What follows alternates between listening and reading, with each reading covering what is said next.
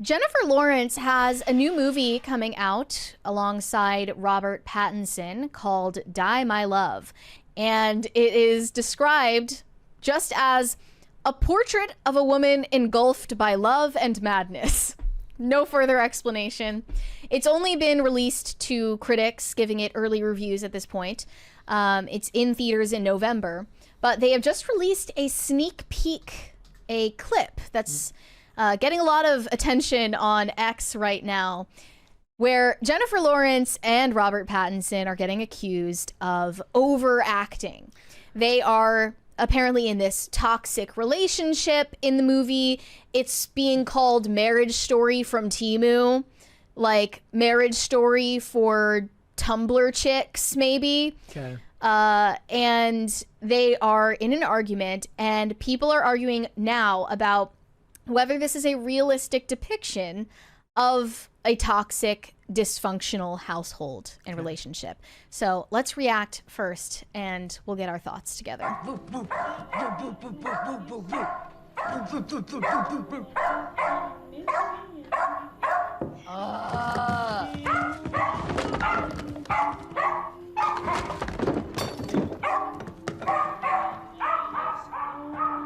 Just gonna leave it? If you're a girlfriend, you clean it up. Nice. You pissed on the floor, too. You should make better choices in who you bring home. Fuck's sake, Grace. Why are you mad at me? Why didn't you just let him out, you wet? He's not my problem. Me when Mocha makes a mess at home. Honestly, like, okay, wait. If the context in the story is that he got a dog without asking her, like, honestly, she's in the right. You take your own dog. Valid.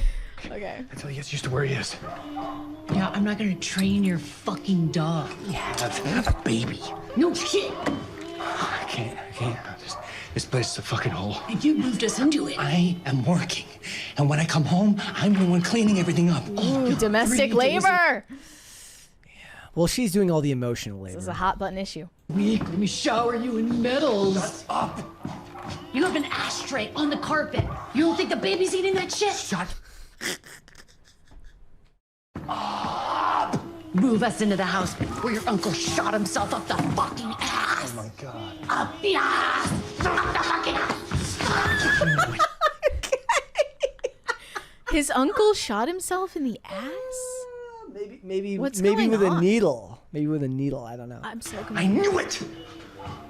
Why are your shorts undone? I'm sorry, but I can just like these actors are just loving this shit right now. I can just tell that they're like, yeah, it's so real. They love the it's so raw. They're like, It's so emotional. they're like, gosh, just like I'm on the brink. Okay.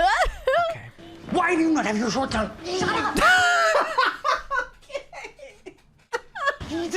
Fucking sanctimonious dick. You probably pissed on the floor yourself. Blame it on the fucking dog. Who's your mangy dog? And sanctimonious means that you think you're morally superior to other people, Demi. Where's your book going, by the way? Fantastic, thank you. Your great American novel. The main character is about to batter her husband to death with a hammer. Sounds like shit. Well, you can't read, so. Maybe if I spend a little less time in my pants, a little more time writing, maybe I'd write something. Maybe.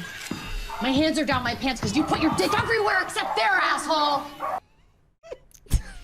This is crazy. This is what people think Kristen Bell's marriage looks like, Yes, actually, correct. behind the scenes. That's what they think. So here were some of the initial responses. The most viral response just said, "That's quite a lot of acting," and they're basically saying this is poor acting from both of them, and they're exaggerating things to the point where it just doesn't let you suspend disbelief. You don't believe that real marital arguments go down like this, but people were very quick to draw upon their own personal experiences and their trauma to argue for this scene. Anyone calling this overacting has never lived in a dysfunctional household. A lot of people who don't have divorced parents calling this one overacting. The people saying this is overacting are blowing my mind because my parents used to fight like this. It seems jarring and dramatic from an outside perspective, but that's how it be sometimes. Also, why are we suddenly pretending like Jennifer Lawrence isn't a good actor? And lastly, a lot of people whose parents don't have personality disorders saying this is overacting. But TBH, they hit a relatively tame fight in my household, bar for bar. Look, I think they're, yeah, I don't, it is overacting, but it's somehow at the same time, it's not unrealistic. The wild hand motions and the way that your body starts to kind of feel the anger. Oh, and the yell whispering. Yes. Like, what the fuck is wrong with you? Like, yeah, I don't think I think what it I could is buy that it. I think the thing is that the situation itself is absurd, but the human condition is absurd sometimes. Yeah. It was interesting that the argument touched upon something that, you know, people debate and do discourse about online constantly, which was like, you know, he's working. Is she taking care of the household? Is she like in the traditional role? Or do they split the duties in the household 50-50? Yeah. And I mean, people argue like this online all the time. They're just not face to face doing it. Yeah, I don't think. What do you bring to the table? That's what he should have said. You should have asked her what she brings to the table. house. What Yeah. the hell do you bring to the table? Exactly. He's like, I'm working. I'm providing for this family. What do you bring to the table? A book? Yeah. You're writing a book? The great American. And look, Robert Pattinson was probably having the time of his life doing this. If I'm being I'm honest, sure. like, but He notoriously has a hard time like keeping a straight face I have a while acting. I love Robert Pattinson. I think he's fantastic, and I love the idea that his sardonic humor comes out in the outtakes of this. I wanted to compare this to a scene from Euphoria where Cassie, Sydney Sweeney's character, is arguing with Nate. Jacob Elordi. Fucking proud of, Cassie. No, but it is something you should be scared of. You can see the whites of the eyes on the top. That's a problem, guys. If you can Sampaku see, eyes. if you can see the whites of the eyes at the top and the bottom, run the opposite direction. Start it from the beginning though. Hold on. It's a problem. Is it like? Oh, mutes? okay. Hold on. But she says, "I am crazier." I am crazier. That's not something to be fucking proud of, Cassie. She's so bad at acting. But it is something you should be scared of.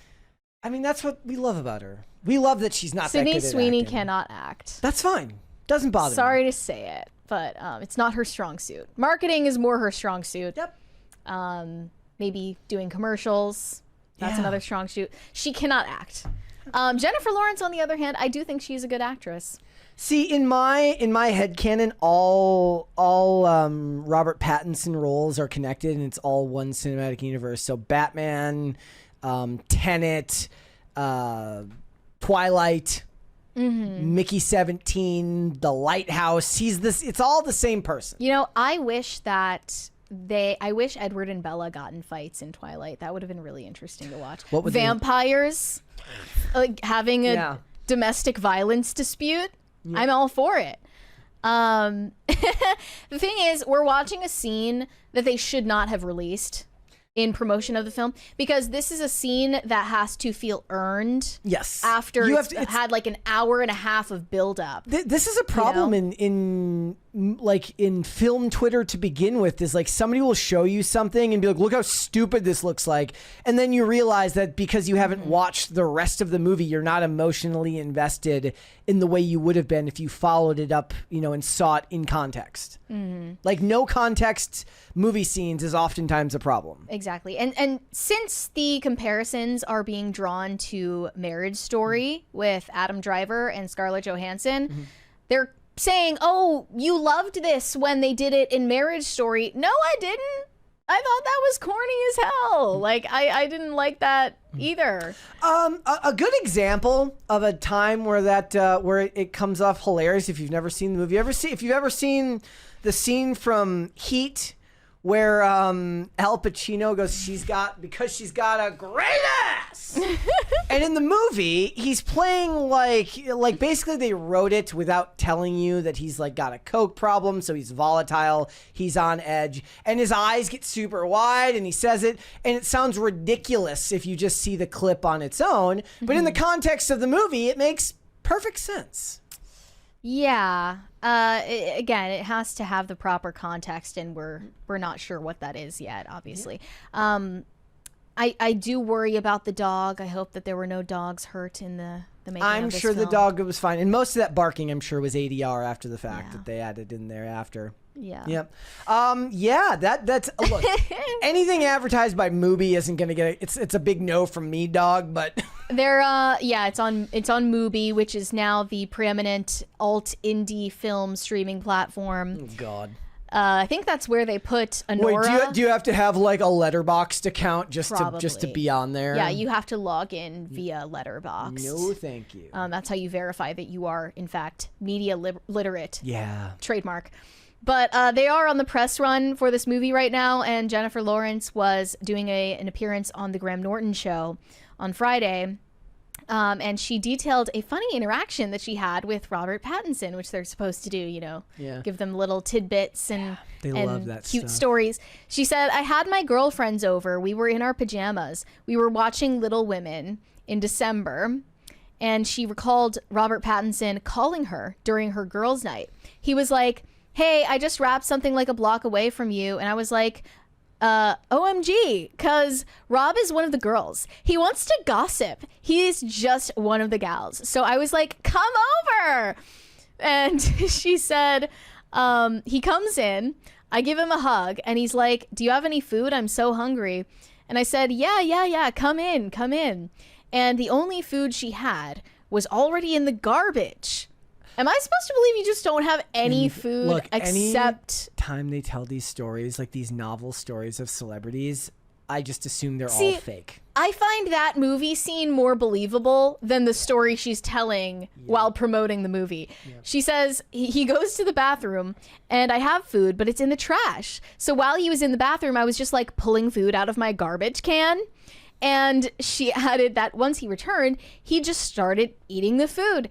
And all of her friends were in shock watching him eat trash. And he was finished. And he was like, I'm still hungry. Is there more? And she finally admitted she didn't have any other food in her fridge, but still did not confess where the first food had come from. Nobody believes these stories that they tell. And then she said, there is more food, but it's in the garbage. But that didn't seem to bother him. He was like, oh, I don't mind. And he just pulled it out of the trash and just kept eating it. Sounds like the ideal house guest. Yeah, that's a big no from me, dog. Like I said, Like, I just don't believe that happened. Yeah. I believe the argument scene actually happened. Like, they're probably drawing upon like real interactions they've had, things they've witnessed. Like, that's something that people are echoing in their responses. Like, this is how my household was. This, no.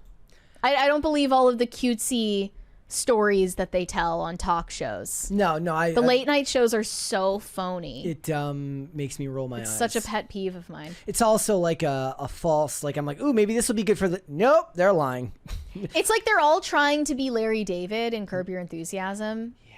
I can't with those. So I wish I had some off the top of my head. I started looking around for some of the ones, but Like Pete Davidson, like I don't know what would he do? I can't even think of any. They off don't the top of my have head. normal lives. They do not. You're telling me Well, Jennifer I mean, okay, Lawrence so doesn't it's- have a fully stocked fridge at all times? That's the thing. Like she's like, we were in our What? pajamas. Like, what is this? Like the Taylor Swiftification of culture, where the women act like they're 12. right. Like we were having a you're slumber party. You're a grown woman. That's not what happened.